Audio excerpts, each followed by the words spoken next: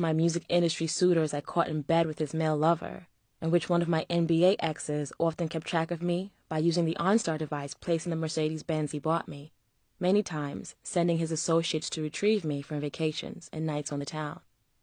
Yet, in the middle of this wild ride that I call my life, I was met with challenges which could have ruined me if it had not been for the power of change.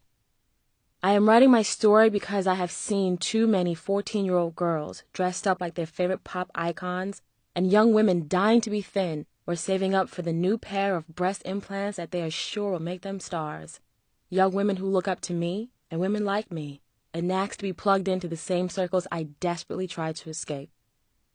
I have so much first-hand information to offer. When this book came and out, need those y'all, young in the women to know 90s, that there are other this directions had to take. the rap industry, There are hip-hop always better industry in a choices than choke most of the ones being offered to women today. Karrine was Better definitely choices than the ones the I public have enemy made. number one. The top reason a woman finds herself in a rap video, sprawled, undressed over a luxury car, while a rapper is saying lewd things about her, is a lack of self-esteem. I know it sounds like a cliche, but no one who values, loves, or knows herself would allow herself to be placed in such a degrading position. Finding myself and learning to value who I am was one of the biggest hurdles I had to overcome. Before my video girl career, I was known in some circles as a stripper. Others knew me as Superhead, the insatiable lover of many Hollywood stars, sports figures, and some of music's most influential performers and executives. Yep, she was all over the internet at that time, and not in the most desirable way. Along my journey, there are things I've seen and overheard which could tarnish and even demolish the reputations of some of these artists. I wonder if any of this has anything to do with which had nothing Diddy. to do with my body, or my looks, or my sexuality.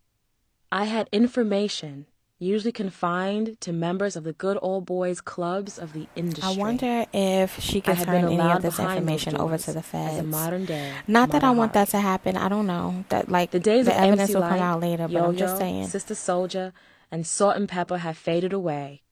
Our queen, Latifah, has broken new ground in another sector, but has left her place on the throne of hip-hop empty, waiting to be filled. We live in a world where the only goal at the end of the day is profit and top 10 spots on the Billboard charts. Members of the industry are being rewarded for selling the most records, destroying in the process the most beautiful thing about us as a culture. So this is a little snippet of Karrine Steffans, aka Superhead, aka she is now Elizabeth, I think it's Overseen. I saw her on Instagram recently. So this is a snippet of her book. If you were around in the 90s, you heard Confessions of a Video Vixen. Like, she took the hip-hop industry by storm. So we're going to get into the rest of the chapter, but let me know if you remember when this book came out and the frenzy that went on